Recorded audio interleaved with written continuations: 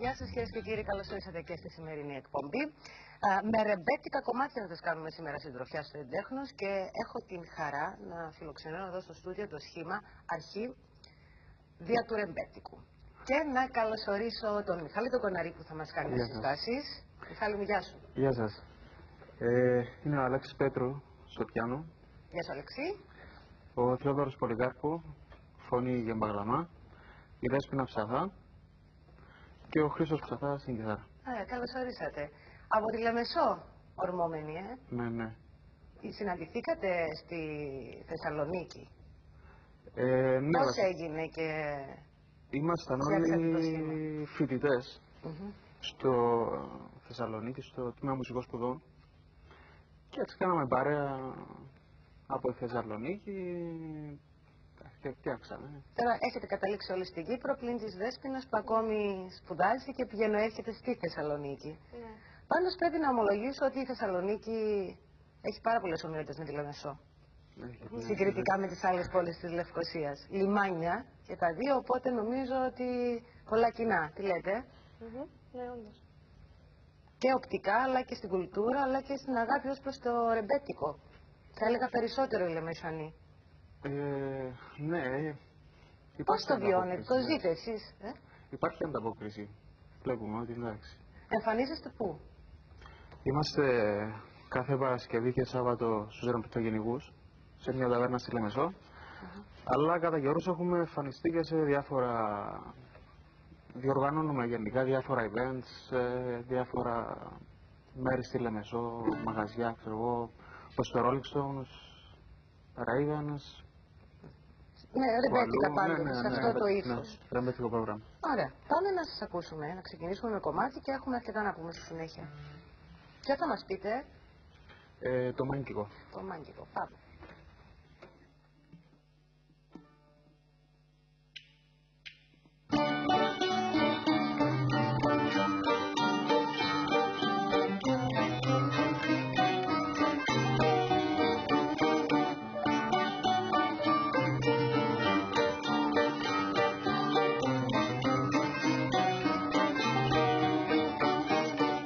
Μάγκικο σκερτσόζικο και πέταυτο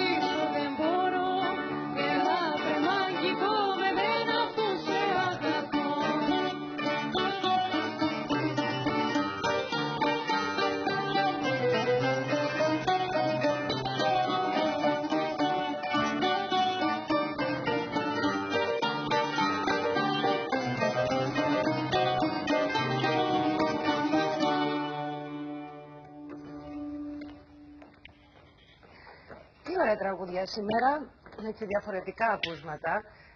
Θέλω, επειδή είστε νέα παιδιά, πώς το αποφάσισατε να ασχοληθείτε με το ρεμπέτικο? Ηλικιακά συνήθως βλέπουμε έτσι πιο μεγάλης ηλικίας, στην Κύπρο τουλάχιστον. Το Θεόδωρος, ξεκινήσει το Θεόδωρο. Εγώ πιστεύω ότι γενικά η μουσική δεν ανταποκρίνεται σε συγκεκριμένα, στο πούμε, ηλικιακά σύνολα. Και το βλέπουμε αυτό και στους τρόπους που παίζουμε, ότι έχουμε, ας πούμε, κοινό από 18 χρόνια, 17 μέχρι, ξέρω, 70, ας πούμε. Οπότε πιστεύω ότι ανταποκρίνεται σε όλο, σε ένα πιο μεγάλο φάσμα, ας πούμε. Βεβαίως η ελληνική μουσική έχει αυτή τη δυνατότητα να ανταποκρίνεται γενικότερα σε μεγάλα φάσματα όσον αφορά τον κόσμο. Το κοινό μου είπες που έρχεται εκεί ηλικιακά έχει και νέους, Ναι, ναι. Γιατί ποιο συστατικό είναι αυτό που έχει το ρεμπέτικο και μπορεί να αγγίζει τη νέα γενιά? Κάτι θα έχει, δεν γίνεται. Ναι, συγκεκριμένα τώρα με όλες τις καταστάσεις αυτές που ζούμε, φαντάζομαι ότι το ρεμπέτικο είναι και μια έξοδος, θα το πούμε για το τώρα. αντίσταση, ας το πούμε. Ναι, αλλά και πριν την κρίση, πάντοτε υπήρχαν νέοι άνθρωποι που ήταν κοντά στο ρεμπέτικο. Και η Δέσποινα το βλέπει και από τη Θεσσαλονίκη που είναι, και εσείς το βλέπατε από τη Θεσσαλονίκη που ήσασταν. Κάτι έχει, είναι η απλότητα, η νέα μεσότητα, είναι η αλήθεια του. Τι νομίζετε? Βασικά το ρεμπέτικο ήταν και ένα κοινωνικό φαινόμενο, κοινωνιολογικό φαινόμενο της εποχής. Και έχουν γραφτεί για βιβλία, ας πούμε, κοινωνιολογία του ρεμπέτικου. Οπότε... Μιλάς για το 1930, κάπου εκεί? Ναι, αυτή την περίοδο. Ναι. Ήταν... οπότε η μουσική που έβγαινε προς τα έξω ήταν ο, ας πούμε, αντίκτυπος της κοινωνίας. Ναι, κατανοητό, ναι.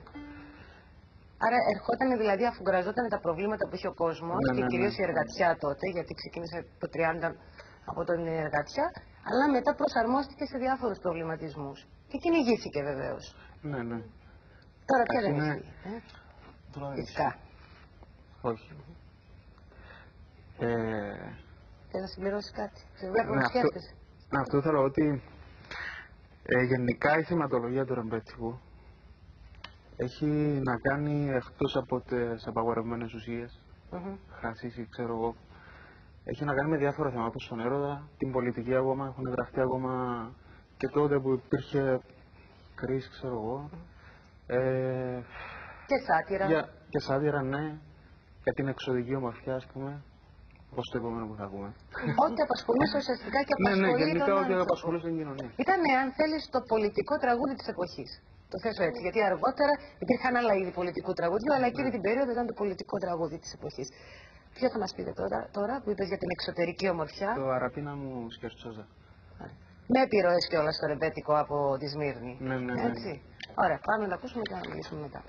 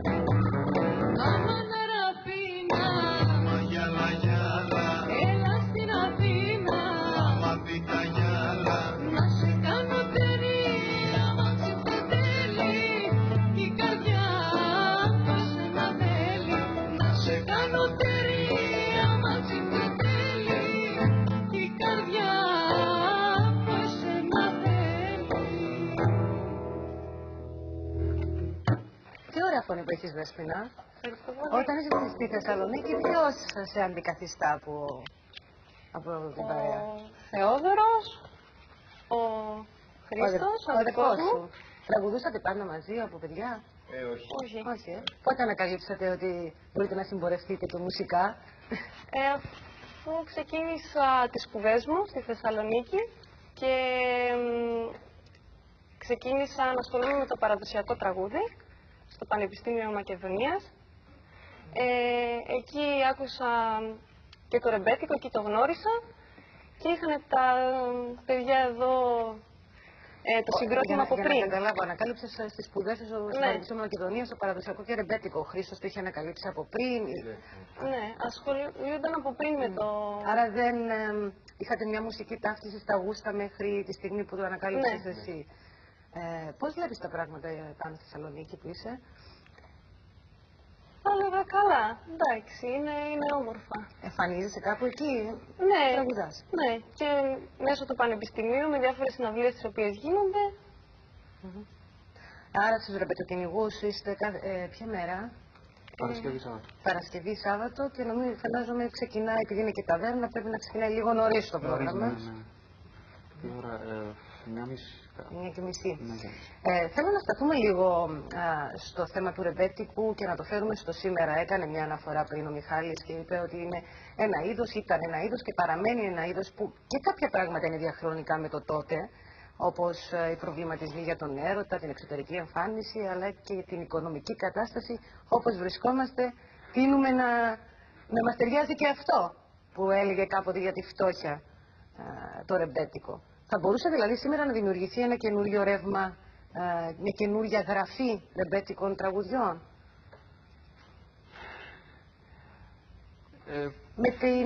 Είναι εμπνευσμένα από τις συνθήκες γύρω μας, δηλαδή αυτά που συμβαίνουν. Τα ερεθίσματα υπάρχουν. Τα ερεθίσματα υπάρχουν. Ναι.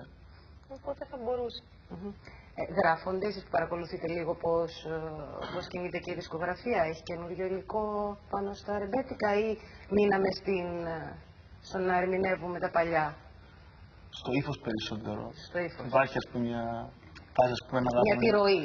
σε ένα ύφος ας πούμε σαν το ρεμπέτικο, όμως δεν είναι το ίδιο. ναι. Έχουμε το ρεμπέτικο και λίγο χρονολογικά, ότι κάπως είναι αυστηρά που τελειώνει κάπου και ξεκινά από κάπου. Βεβαίως είναι και η δημιουργία των ρεμπέτικων, είναι και μορφές που πολύ δύσκολα έχουν αφήσει το στίγμα τους πολύ έντονα στην ελληνική δισκογραφία, που δύσκολα θα αντικατασταθούν. Αλλά βεβαίως υπάρχουν και σήμερα δημιουργοί, νομίζω, οι οποίοι είναι πολύ ταλαντούχοι και αν θα αφήσουν το στίγμα τους θα το δείξει η ιστορία. Και αν μιλάμε ύστερα από 50-60 χρόνια θα φανεί η δουλειά τους. Εσείς έχετε σκεφτεί να γράψετε κάτι? Όχι. Εμείς εκτελούμε. Μόνο, δεν έχετε μπει στον πειρασμό. Όσο πιο κοντά ήταν ηχογράφηση στην τότε εποχή, τόσο... Για ποιο λόγο δεν τολμάτε, δηλαδή σκέφτεστε ότι είναι τόσο μεγαλειώδη αυτά τα κομμάτια που... Είναι αυθεντικά. Έχουν μία μεσότητα και θέλουμε να το σεβαστούμε αυτό, να το προσαρμόσουμε σε εμάς, αφού το αγαπάμε κιόλας, και να το βγάλουμε προς τα έξω. Πάμε να ακούσουμε για άλλο κομμάτι, γιατί θέλω να προλάβουμε μέσα στον χρόνο αυτό της εκπομπής, να ακούσουμε όλα αυτά που προγραμματίσαμε. Ποιο θα είναι? Βουνό με βουνό ονομάζεται. Βουνό με βουνό. Ναι, δεν σμίγει, Πάμε.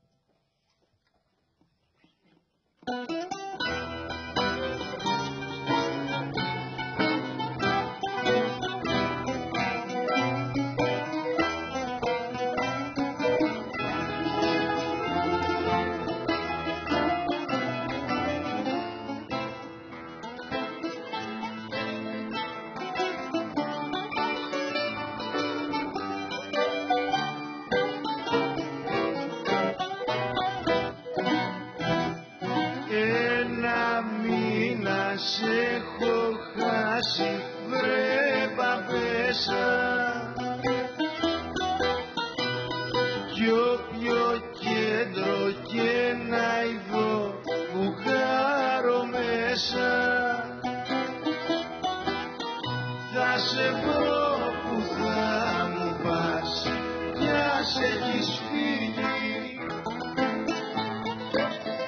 Το βουνό, με το βουνό μόνο δεν σμίγει.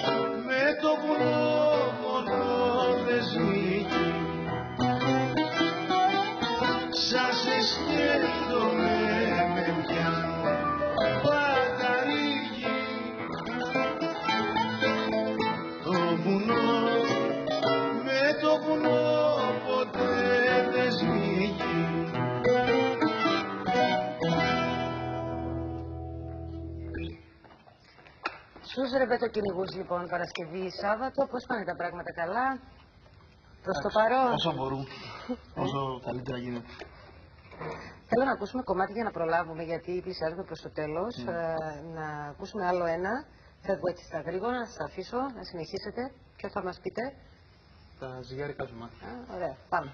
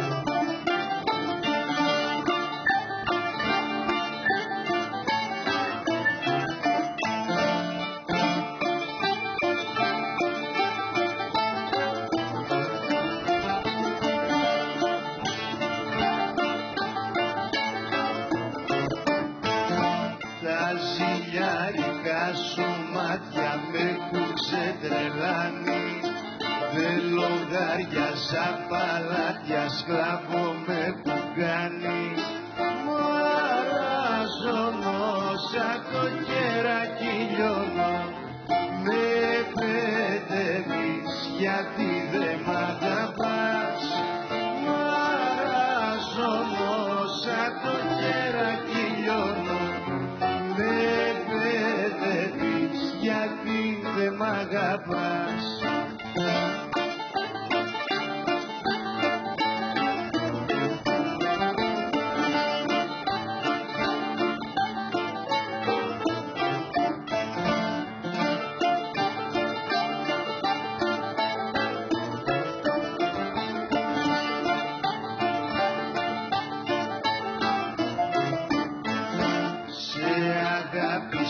Στα αλήθεια και για σένα κλέβω.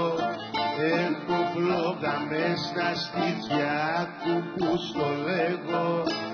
Η μάτια σου, η αστάτη καρδιά σου μου έχουν πάρει το δόλιο μου μυαλό. Η μάτια σου, η αστάτη καρδιά σου μου έχουν πάρει το δόλιο μου μυαλό.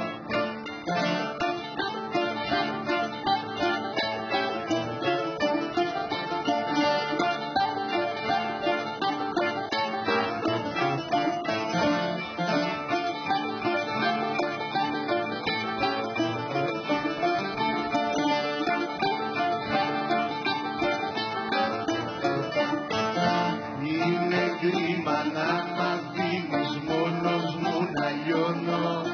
Μαύρη συντροφιά μου δίνεις μονάχα στον πόνο. Σε λατρεύω, σε χαϊδεύω. Μη καγιώνεις γιατί θα τρελαθώ. Σε λατρεύω, σε χαϊδεύω. Μη καγιώνεις γιατί θα τρελαθώ.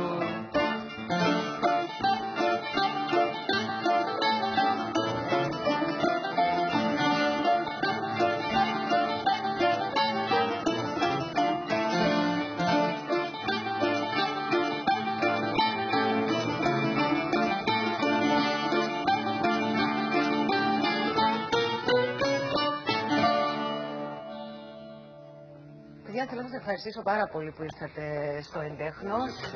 Θα πω όχι μόνο επιστροφή στα ελληνικά και κυπριακά, στα κυπριακά και ελληνικά προϊόντα, επιστροφή και στον ελληνικό όμορφο τρόπο διασκέδασης που τον έχουμε λίγο ξεχάσει. Είναι τόσο αυθεντικός, πρέπει να το βάλουμε και πάλι στη ζωή μας. Σας ευχαριστώ πάρα πολύ που ήρθατε. Να είστε καλά. Κυρίες και κύριοι, σας ευχαριστώ πάρα πολύ που μας παρακολουθήσατε. Να είστε καλά, καλό απόγευμα.